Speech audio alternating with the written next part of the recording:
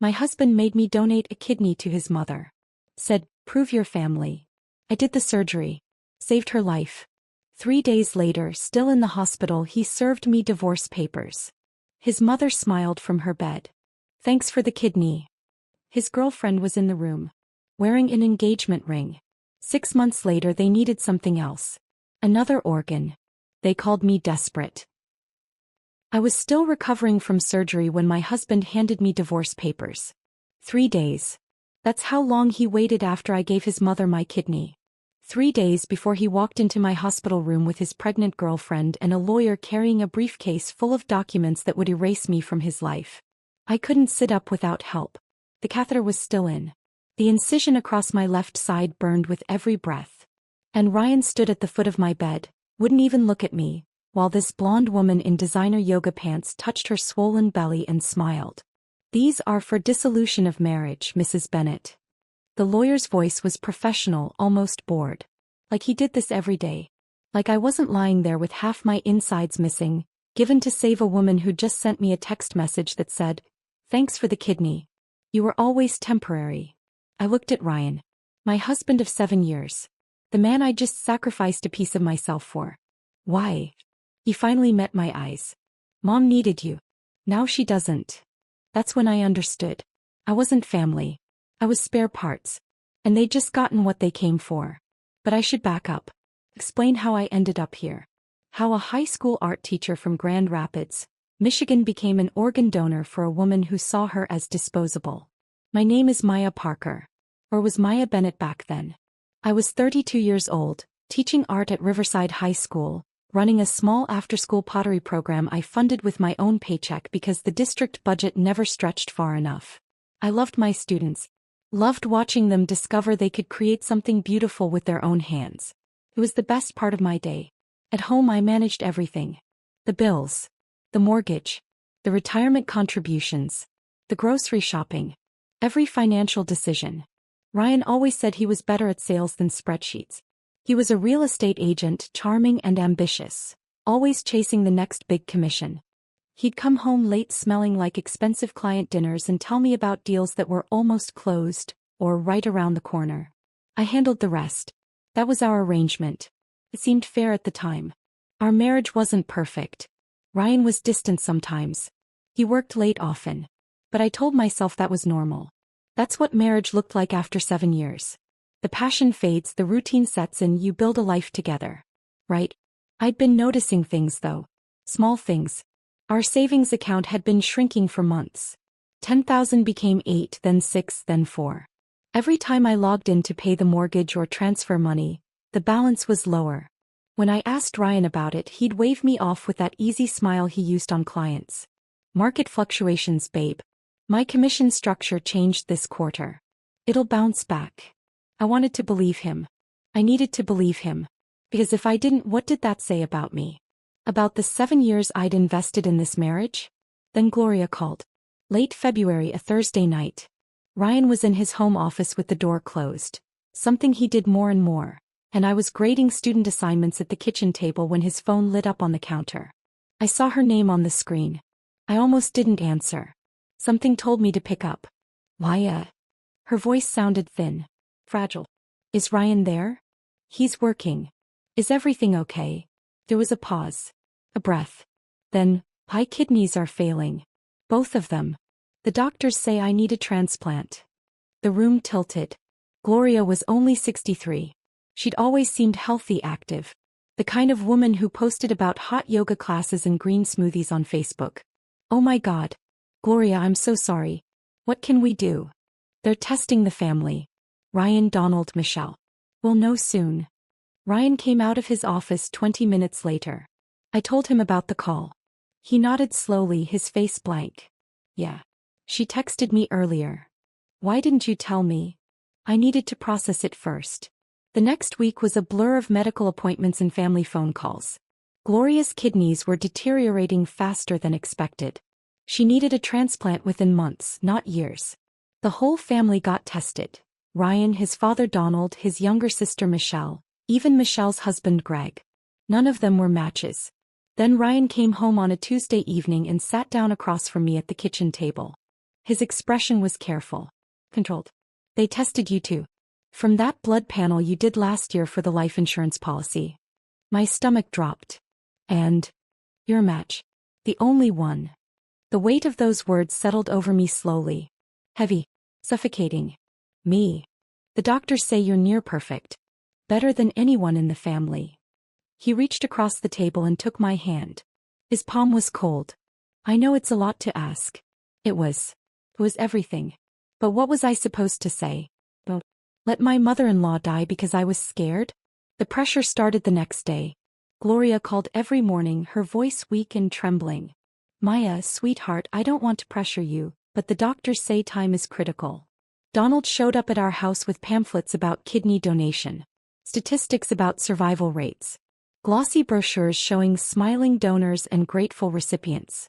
Michelle sent long text messages about family and sacrifice and how much Gloria had done for Ryan over the years. How she'd worked 2 jobs to put him through college. How she'd given him everything. I wanted to help. Of course I did. But something felt wrong. Our insurance had gaps I didn't know about. High deductibles. Out-of-network specialists. Copays that could run into tens of thousands.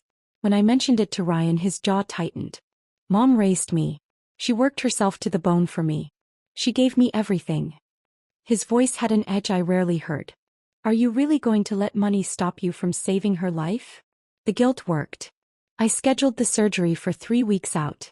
My principal, Dr. Helen Crawford, called me into her office the day I submitted my medical leave paperwork.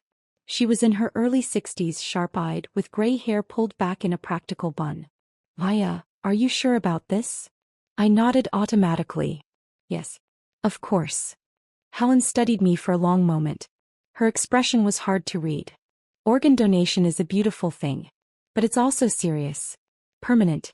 Life-altering. You need to be absolutely certain this is your choice.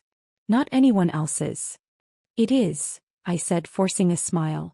I'm sure. But I wasn't.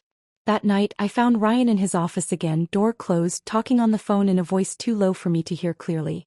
When I opened the door, he hung up immediately. Just a client, he said without looking at me. I noticed he wouldn't meet my eyes. The surgery was scheduled for a Tuesday in March. I woke up at 4:30 in the morning, my hands shaking so badly I couldn't button my shirt. Ryan drove me to the hospital in silence.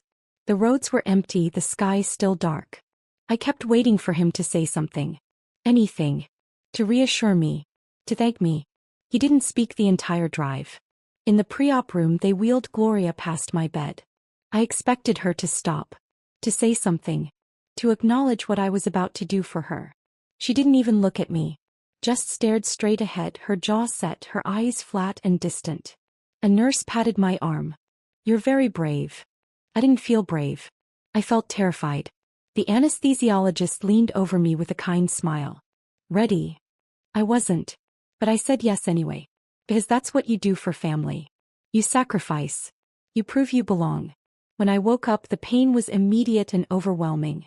My left side felt like it had been torn open and stitched back together with barbed wire. A nurse stood by my bed checking monitors. The surgery went perfectly. Gloria's kidney is functioning beautifully. I tried to feel relieved. I tried to feel proud.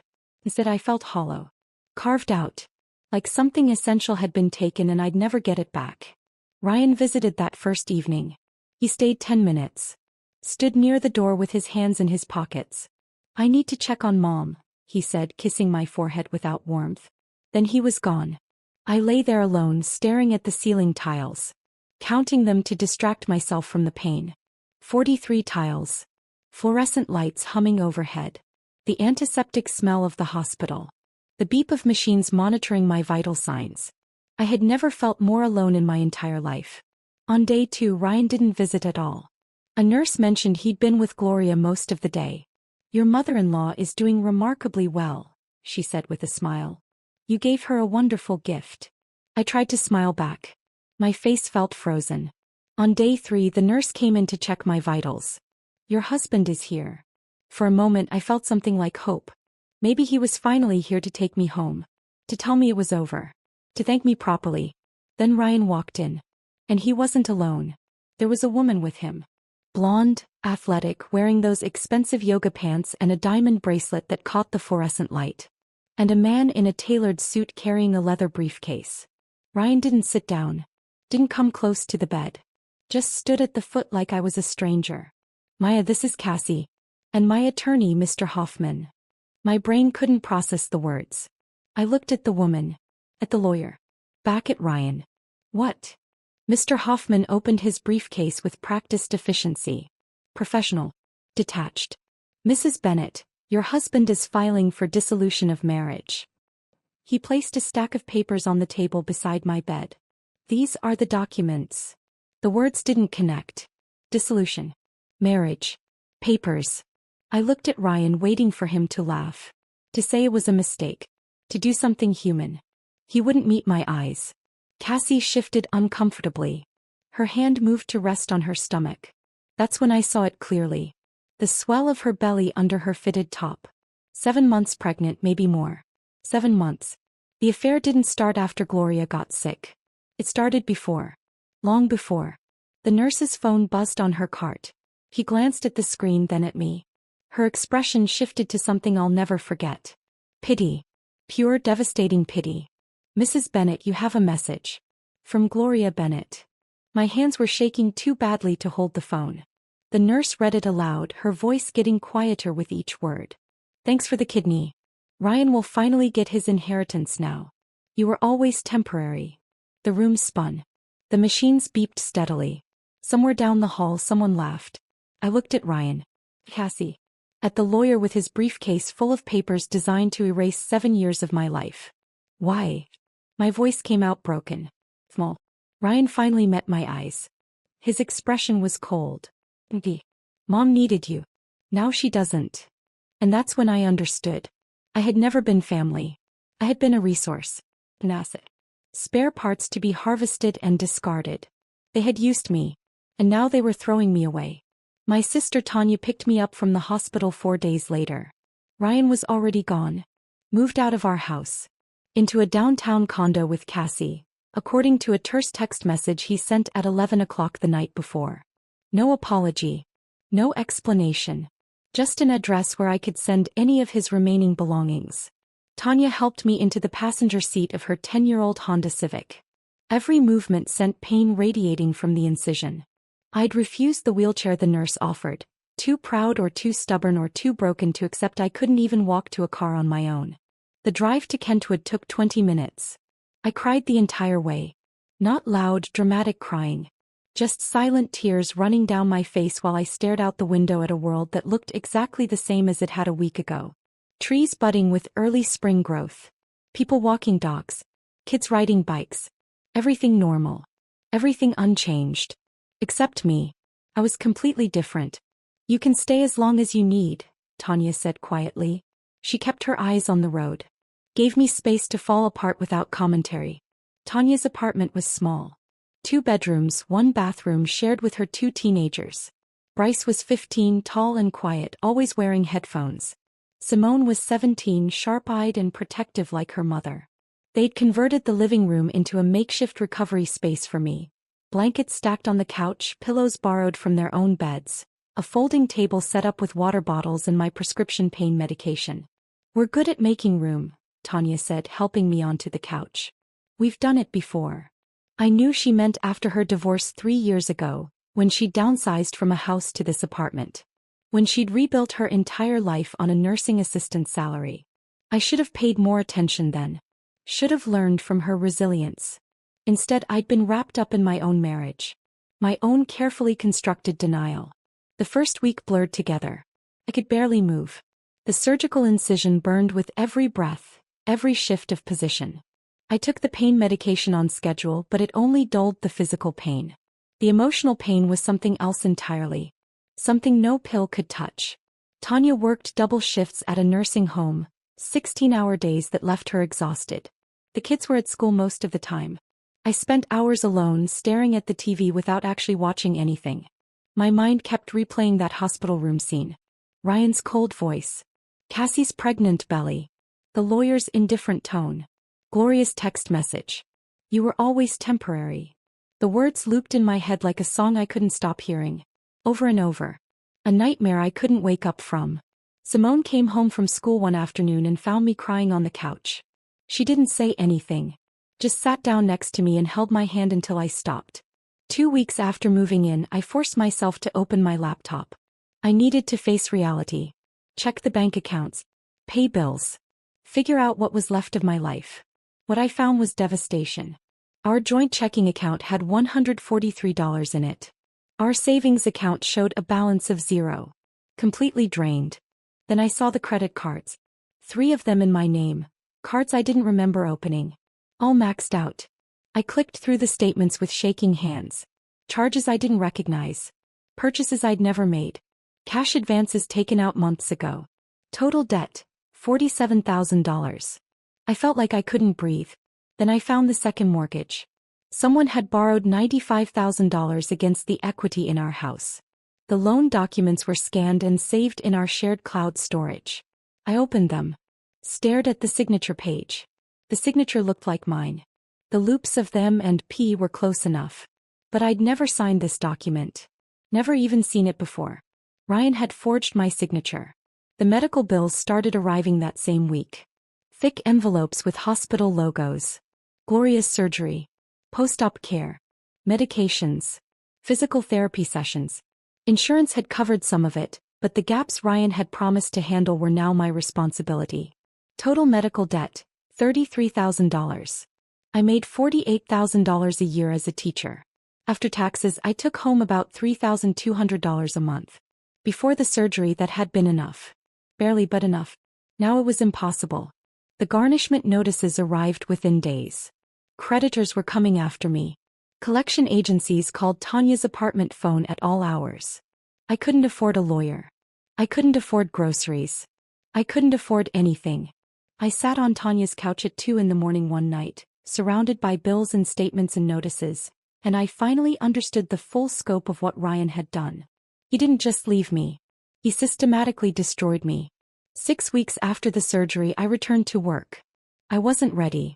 My body still ached. I'd lost 15 pounds I couldn't afford to lose.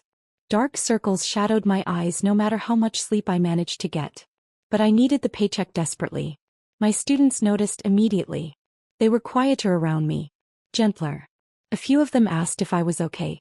I smiled and lied and said I was fine. During my planning period, I walked to the small storage room behind the art wing. This was where I used to run my pottery program, an after-school thing I'd started 3 years ago, funded entirely out of my own pocket. The kiln was still there, silent and cold. But the shelves were empty.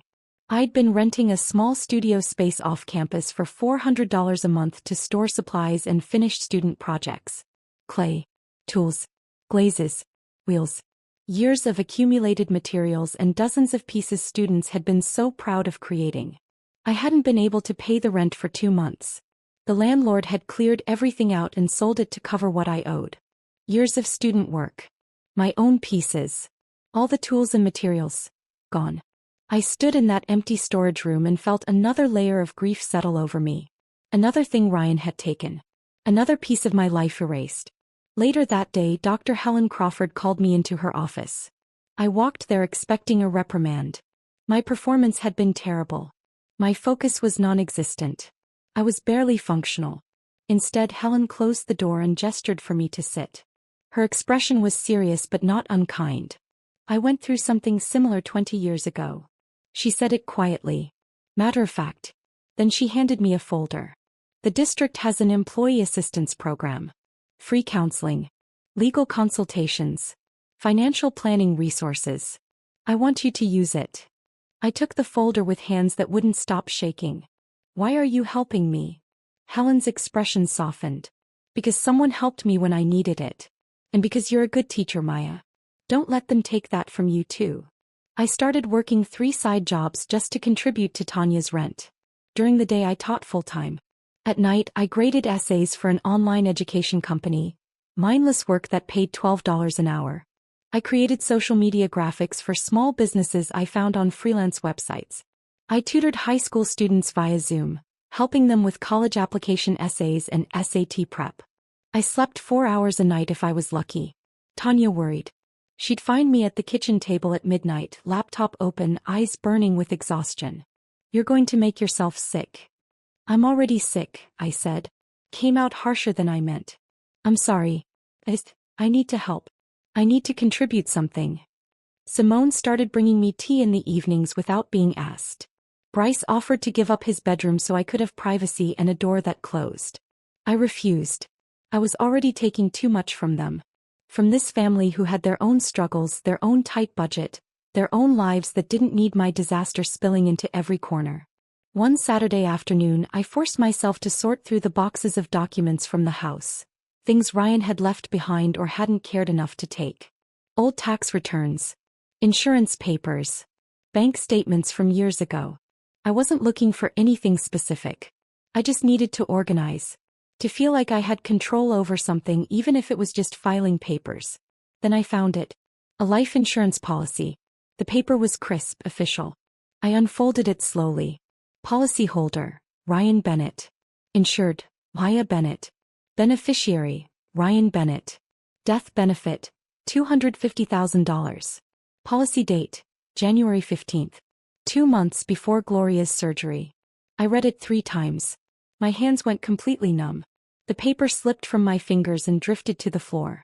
If I'd died during surgery, if there'd been complications, an infection, a surgical error, anything, Ryan would have collected $250,000. The timeline clicked into place with sickening clarity. He'd taken out the policy before Gloria even called about needing a transplant. Before the family got tested. Before he knew I was a match. He'd been planning this. I wasn't family. I wasn't even a person to him. I was an investment. An asset. A resource to be extracted and discarded. Or cashed in if circumstances aligned correctly. I picked up the policy with shaking hands. Took a photo of it with my phone. Then I found the folder Helen had given me and pulled out the legal aid number. My hands were still trembling when I dialed. A woman answered on the 3rd ring. Legal Aid of Western Michigan. "This is Marcus Webb's office." "I need help," I said. My voice sounded strange. Distant. Like it belonged to someone else. "I think my husband committed fraud. And I think he was hoping I'd die." Marcus Webb met me at his office the following Monday morning. His workspace was small, cluttered with case files and legal textbooks, tucked into a converted house that served as the Legal Aid of Western Michigan headquarters. He was in his 50s with graying hair and tired eyes that had seen too many stories like mine. I handed him the life insurance policy. He read it slowly, his expression unchanging. Then he set it down and looked at me. "Tell me everything." So I did. The shrinking savings account. The pressure from Ryan's family. The surgery. The divorce papers in my hospital room. Gloria's text message. The forged signatures on the second mortgage. The maxed-out credit cards I'd never opened. Marcus took notes on a yellow legal pad. His handwriting was terrible, but his questions were precise. He asked about dates, amounts, who was present when decisions were made. When I finished, he was quiet for a long moment. Then he tapped the life insurance policy with his pen. "This is more than divorce, Maya. This is financial exploitation. Possibly fraud. Can you prove it?" "I can try." He pulled out a blank bankruptcy petition form. "We'll file this with a specific request for investigation. The trustee will look into the forged documents, the fraudulent debts. If we can establish a pattern of exploitation, we might be able to get criminal charges filed." I didn't let myself hope. Hope had gotten me into this mess. "What are the chances?" Marcus met my eyes. "Honestly, I don't know. But I've been doing this for 20 years and I've never seen a case this clear-cut. The life insurance policy alone is damning. Combined with everything else, we have a real shot." He filed the bankruptcy petition that afternoon. Then he gave me a card for a counselor, Dr. Patel, who worked with the employee assistance program the school district offered. "You need someone to talk to who isn't a lawyer," Marcus said. "Someone who can help you process this." I started seeing Dr. Patel twice a week. She was younger than I expected, maybe 40, with kind eyes and a way of asking questions that made me think instead of just react. She didn't judge. Didn't pity. Just listened. 6 months passed like that. Slowly. Painfully. But something shifted. I was still living with Tanya. Still working 3 jobs. Still buried in debt that garnished my paycheck every month. But I was functioning. Surviving. The bankruptcy was moving through the system. Marcus called every few weeks with updates. The trustee was investigating, documents were being subpoenaed, things were progressing. At school, something unexpected happened. My students rallied around me. I don't know who started it, probably Jada Morrison or one of the other seniors. But they organized a fundraiser. A bake sale during lunch periods. An art auction featuring student work. They raised $800. When they presented me with the check, I cried in front of 30 teenagers. "This is for your pottery program, Ms. Parker," Jada said firmly. "You always funded it yourself. Now we're funding it." It wasn't enough to rent the studio space back. But it was enough to buy clay and basic tools. I started teaching pottery again during lunch periods, right there in the storage room behind the art wing. Kids showed up who'd never taken art before. They sat at makeshift tables and shaped clay with their hands and talked about their lives, their families, their struggles, their dreams. I realized I wasn't just teaching. I was healing them and myself. Then on a Tuesday in October the call came. I was in the middle of teaching a sophomore class, demonstrating watercolor techniques, when my phone buzzed in my pocket. I ignored it. School policy. No phones during instruction. It buzzed again. And again. During the passing period I checked. 7 missed calls. 3 voicemails. All from Ryan. My stomach dropped. I hadn't heard from him in 6 months. Not since Marcus had sent a cease and desist letter regarding any further contact outside of official divorce proceedings. I stepped into the hallway away from the rush of students and listened to the first voicemail. Ryan's voice was different. Tight. Panicked. Stripped of the cold confidence he'd had in that hospital room. "Why? Mom's kidney failed. Infection.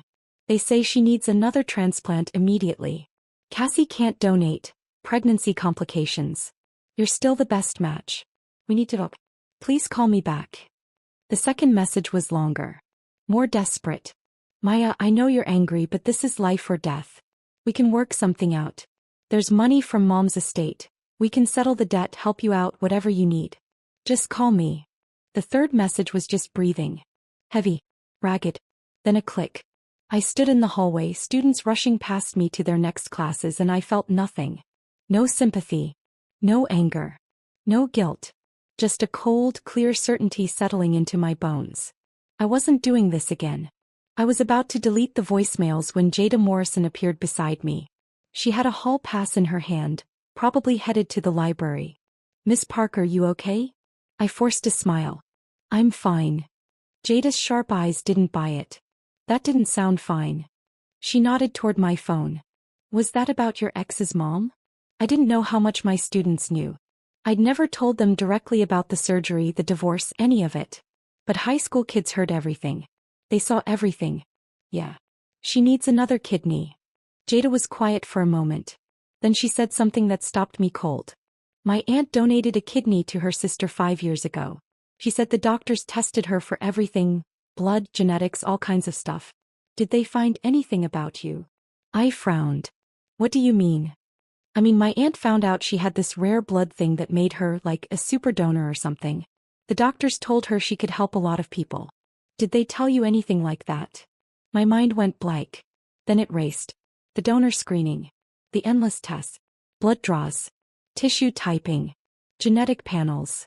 I'd signed so many consent forms I'd stopped reading them. Been poked and prodded and scanned for weeks. The doctors had huddled in conversations I wasn't part of, speaking in medical terminology I didn't understand.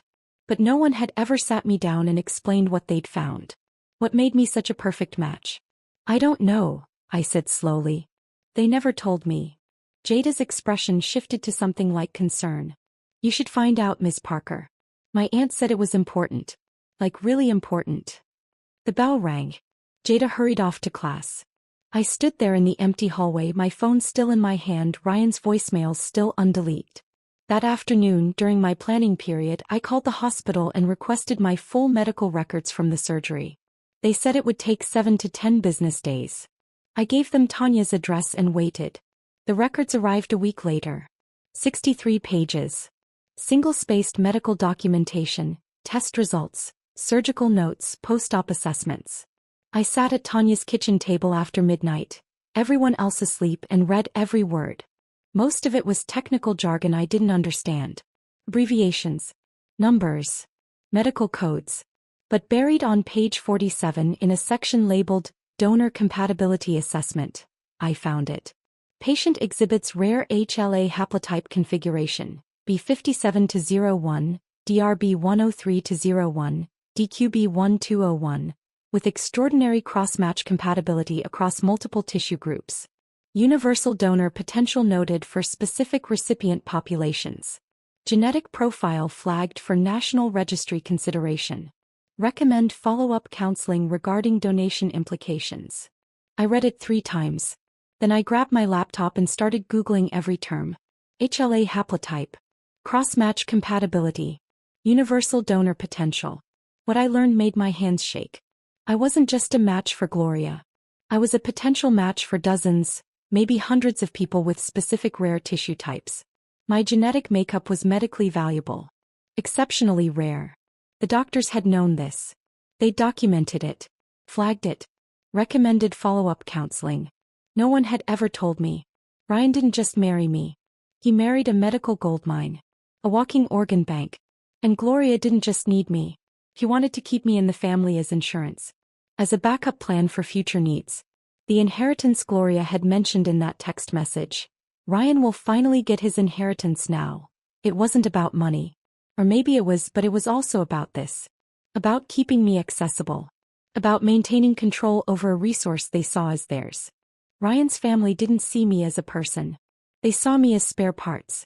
Renewable. Harvestable. I closed the laptop. Sat in the dark kitchen listening to Tanya snore softly in the next room. The refrigerator hummed. The heater kicked on. And something inside me hardened into steel. I picked up my phone and called Marcus Webb. He answered on the second ring, his voice groggy. Maya? It's 1 a.m. I need to show you something, I said. My voice was steady. Come. And then I need you to help me make sure they never do this to anyone else. Marcus met me at a coffee shop near the courthouse the next morning. I brought everything. The medical records with the genetic compatibility assessment highlighted. The life insurance policy. Printed copies of every fraudulent credit card statement. The forged second mortgage documents. Bank statements showing the systematic draining of our accounts. I'd organized it all into a folder, chronological, labeled with sticky notes. Marcus ordered 2 coffees and spread the documents across the table. He read through everything methodically, his expression unreadable. He took notes. Asked questions about dates and amounts.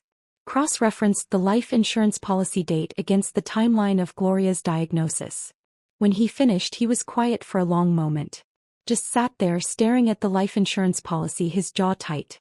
Then he said, "My wife donated a kidney to her ex-husband's father 12 years ago." I wasn't expecting that. I'd assumed Marcus took these cases because of some abstract sense of justice. Not because of something personal. Marcus stared at his coffee. Didn't drink it. Her name was Rebecca. She was 28. They'd been married 3 years. The father needed a transplant and Rebecca volunteered because she loved him. Wanted to prove she was committed to the family. His voice was flat, practiced like he'd told this story before, but it still hurt. 2 weeks after the surgery, while she was still recovering, he served her with divorce papers. Turns out he'd been cheating for months. She was devastated. He paused. Took a breath. Then the medical bills came. He'd stuck her with all the debt. She couldn't work. Couldn't pay. Lost her apartment. She spiraled. His voice broke slightly. She died by suicide 16 months later. My throat tightened. Marcus, I'm so sorry. He met my eyes. I became a legal aid attorney because of her. I've been looking for a case like yours for 12 years. One with clear evidence of coercion, fraud, and exploitation. The life insurance policy. The forged signatures. The genetic compatibility they never properly disclosed to you. This is what I need to establish legal precedent. He leaned forward. Will you let me fight for you? I didn't hesitate. Yes. Marcus filed an amended bankruptcy petition that afternoon, specifically requesting a fraud investigation. Within 2 weeks, a bankruptcy trustee named Linda Morales was assigned to my case. Linda was in her 40s, sharp-eyed, with the kind of intensity that made people nervous. She was thorough, relentless, and deeply unimpressed by Ryan's paper trail.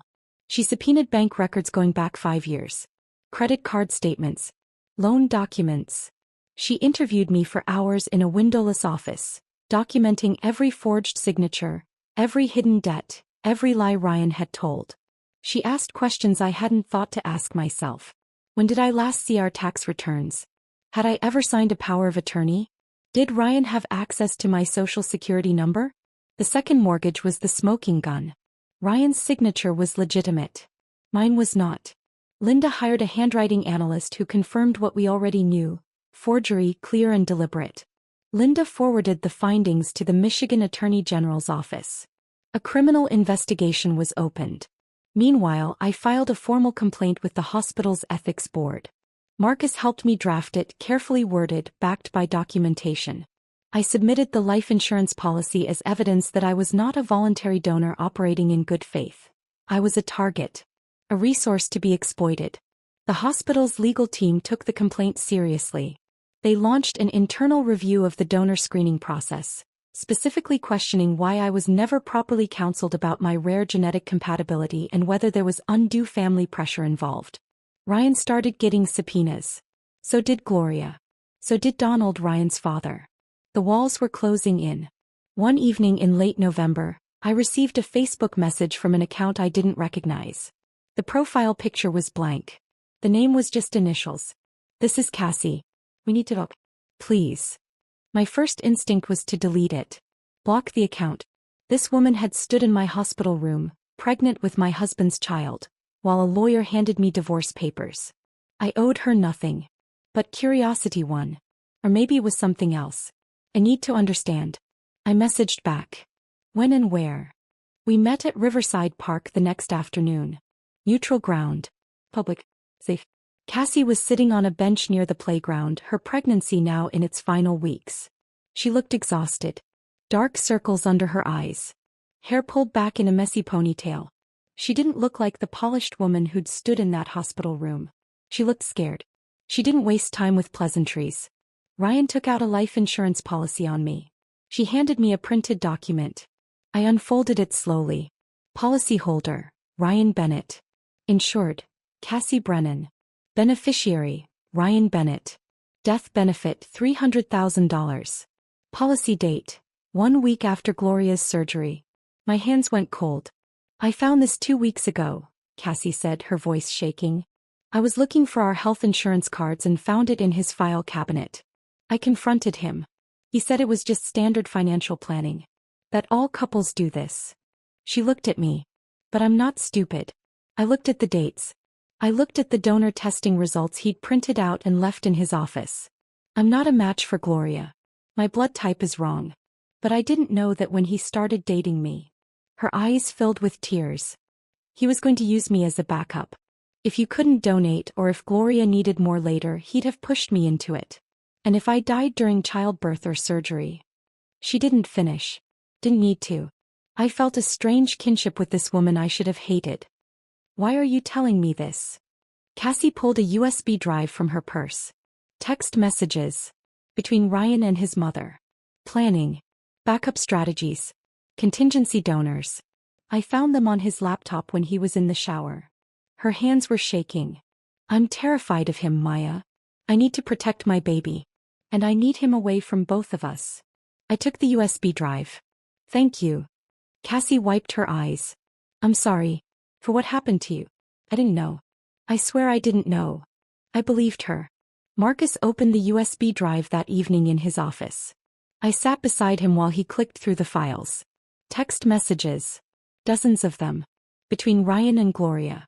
Between Ryan and his father. Some going back 2 years. We need a backup plan if Maya doesn't work out. Cassie's younger. Better health. Could be a good option. Do we tell her about the genetic testing? No. Keep it simple. The less she knows, the better. There were spreadsheets. Actual spreadsheets. Comparing potential donors. Medical compatibility. Health history. Financial vulnerability. My name was at the top. Cassie's was second. There were 3 other names I didn't recognize. Marcus's face was white. This is conspiracy. Premeditated exploitation. This is criminal.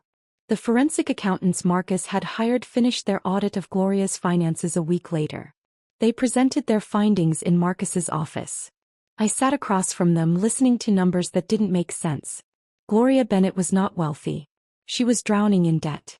3 mortgages on 2 properties, the house in Grand Rapids and a condo in Florida that was in foreclosure. Credit card debt totaling $180,000. Medical bills she'd ignored for years. Tax liens. Judgments from creditors. Her estate that Ryan kept mentioning? It didn't exist. Everything she owned was leveraged, underwater, built on borrowed money and lies. Gloria had been running a financial shell game for decades, using Ryan's real estate connections to shuffle assets, hide debt and maintain the illusion of wealth. She'd convinced her own son that there was an inheritance waiting, that his sacrifices would be rewarded. Ryan had believed her. Married me, and probably would have married Cassie next, to secure organ donors because Gloria's lifestyle of excess and non-compliance meant she'd never qualify for a deceased donor kidney through legitimate channels. The infection that caused the kidney to fail? Predictable. Gloria had refused to take her anti-rejection medications properly. Too expensive, she'd claimed, despite spending thousands on trips and designer clothes. She'd destroyed the organ I gave her through pure negligence. And now she wanted another. Linda Morales presented the findings to the Michigan Attorney General's office, along with the text messages from the USB drive, the life insurance policies, the forged documents, the genetic compatibility records the hospital had never properly disclosed. Ryan was formally charged with forgery, financial exploitation, and fraud. Gloria was investigated for insurance fraud and conspiracy to commit fraud. The criminal case moved forward. I sat in Marcus's office after the meeting, staring at the stack of documents that represented the systematic destruction of my life. What happens now? I asked. Marcus leaned back in his chair. Now we wait. The bankruptcy will discharge your debts. The criminal trial will take months, maybe longer. But Maya. He looked at me seriously. You're going to be okay. You're going to survive this. I wanted to believe him. My phone buzzed. Another voicemail from Ryan. I didn't listen to it. I knew what it would say. More begging. More promises. More lies. I deleted it without opening it. Then I walked out of Marcus's office into the cold November air and drove back to Tanya's apartment, where my niece had saved me dinner and my nephew had left a note on the fridge that said, "You're braver than you think." I wasn't sure if that was true, but I was still here. Still fighting. Still refusing to give them anything more. That had to count for something. Ryan called me one final time. It was a Friday afternoon. I was in my classroom cleaning paintbrushes after school when my phone rang. I didn't recognize the number, but something told me to answer. I put it on speaker. Marcus was still in the building. We'd planned to meet about the upcoming trial, so I texted him to come to my classroom. He arrived just as Ryan started talking. Why? His voice was different. Broken. Desperate. Stripped of every trace of the cold confidence he'd had in that hospital room. Please. I know I hurt you. I know what I did was wrong. But my mother is dying. She needs you. Just this one thing and I'll never ask you for anything again. We'll settle everything, the debt, the divorce, all of it. I'll give you whatever you want. Please. Marcus stood by the door, arms crossed, listening. I was silent for a long moment. Then I said calm and clear, "No. No." Ryan sounded genuinely shocked. Like the concept of me refusing him was incomprehensible. Why, she'll die. That's not my problem. My voice didn't waver. Didn't break. You took my kidney, my money, my home, and my dignity. You forged my signature. You took out a life insurance policy hoping I'd die. You turned me into a commodity. I gave your mother one kidney.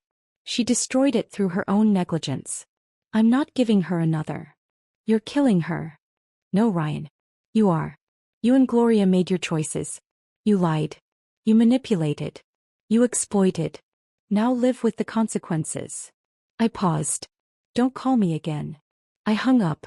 Marcus placed a legal document on my desk. Sign this. It's a formal refusal of donation request, protecting you from any future legal claims that you abandoned Gloria or acted with malice. You're asserting your bodily autonomy. I signed without hesitation. 2 weeks later, Ryan was arraigned on fraud charges. He pleaded not guilty. His attorney argued that the forged signatures were misunderstandings, that the life insurance policy was standard financial planning, that everything could be explained. The judge set trial for 8 months out. Gloria survived on dialysis. She was placed on the transplant list, but her history of non-compliance, the missed medications, the refused follow-up appointments, the infection she'd caused through negligence, made her low priority. She'd wait years for a kidney if she ever got one at all. I didn't feel guilty. I felt free. My bankruptcy was discharged 4 months after filing. Every fraudulent debt, the credit cards I'd never opened, the second mortgage with my forged signature, the medical bills Ryan had stuck me with, was wiped clean. I didn't get rich. I got free. My credit score was destroyed. It would take years to rebuild. But I didn't care. I was alive. I was employed. I had Tanya, Bryce, Simone, my students, and a future that wasn't buried under Ryan's lies. Marcus didn't charge me a single cent. When I tried to pay him something, anything, he refused. My wife didn't get justice, he told me on the courthouse steps after the discharge hearing. His eyes were distant, remembering. But you did. That's enough for me. I hugged him. This quiet man who'd fought for me when no one else would. Who'd seen his wife's story in mine and decided it wouldn't end the same way. I returned to teaching full-time without the crushing weight of 3 side jobs. I started sleeping 6 hours a night instead of 4. I gained back the weight I'd lost. Color returned to my face. My students noticed. "Miss Parker, you look different," one of them said. "Better." The pottery program grew. 20 students now, meeting during lunch and after school. Dr. Helen Crawford approved a small budget for supplies. Not much, but enough. We worked in the storage room behind the art wing, shaping clay with our hands, creating something beautiful from raw earth. I told them the truth one day when a student asked why I loved pottery so much. You can break something and rebuild it. It won't look the same, but it can still be strong. Maybe stronger than before. They understood what I meant. I started a blog on a Saturday night in March. I called it The Cost of Giving, Financial Literacy for Women Leaving Abuse. The first post was my story, written plainly. No embellishment, just facts. I included scanned documents, redacted for privacy but clear in their evidence. The life insurance policy, the forged mortgage, the medical records showing the genetic compatibility no one had explained to me. I wrote about the signs I'd missed, the red flags I'd ignored, the coercion disguised as family loyalty, the systematic financial destruction. I posted it at 11 o'clock on a Saturday night and expected maybe 10 people to read it. By Monday morning, the post had 3,000 views. By the end of the week, 15,000. Women commented, sharing their own stories. Some had donated organs. Some had donated money to partners who betrayed them. Some had donated years of their lives to men who saw them as resources to be exploited and discarded. I kept writing. I posted about protecting yourself financially before marriage. Understanding medical debt. Recognizing financial abuse. The warning signs of coercion. Legal resources for fraud victims. Marcus Webb contributed guest posts about legal protections. Dr. Patel wrote about trauma and recovery. Other women sent me their stories and I shared them with permission. Within 6 months, I had 50,000 followers. News outlets reached out. I was interviewed on a local podcast, then a regional radio show. I wasn't famous. I was just visible enough to help people who needed it. Marcus and I partnered to offer free monthly legal clinics for women navigating financial abuse and divorce. We met in the public library conference room. Sometimes 5 women showed up.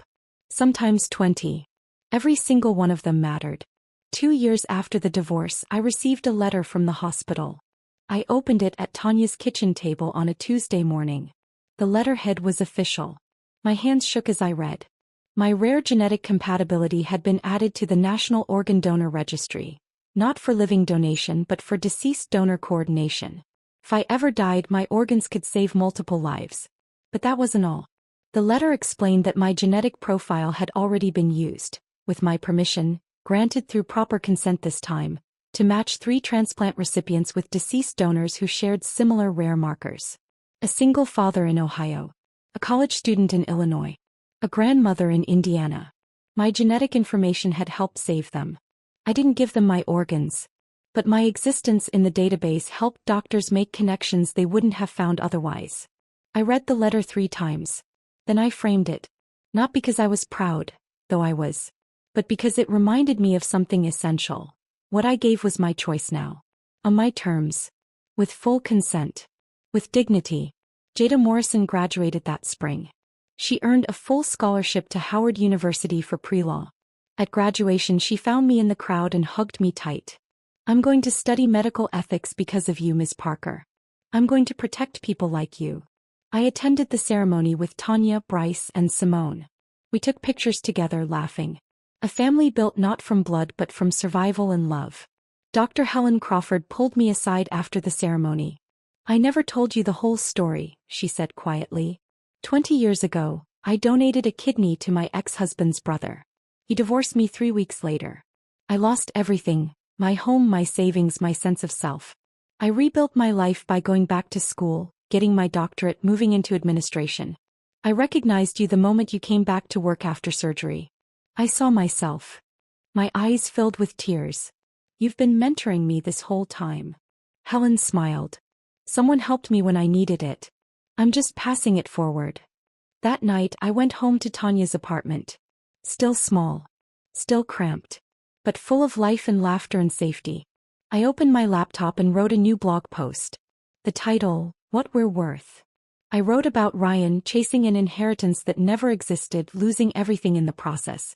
I wrote about Gloria building a life on borrowed money and lies, ending up alone on dialysis with a transplant list that might never call her name.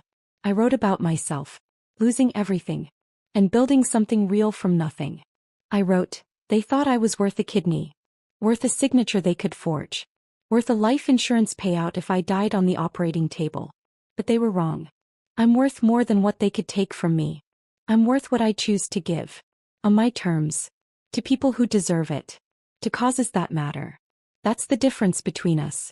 That's what we're worth. I posted it.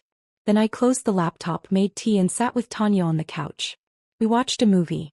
We laughed. Outside, the Michigan winter was brutal and cold. But inside it was warm. I had survived. And survival, I'd learned, was its own kind of revenge. Not the dramatic, destructive kind. The quiet kind. The kind that meant waking up every morning and choosing to keep going. The kind that meant helping others so they didn't have to suffer alone. The kind that meant building a life worth living from the ruins of what was taken. Ryan lost everything chasing something that never existed. I lost everything and built something real. That's what we're worth. If this story of revenge through survival resonated with you, hit that like button right now. My favorite part was discovering Gloria's fake wealth was all borrowed money and lies. What was your favorite moment? Let me know in the comments below. Don't want to miss more empowering stories like this? Subscribe and hit that notification bell for instant updates. For instant updates. For instant updates. For instant updates. For instant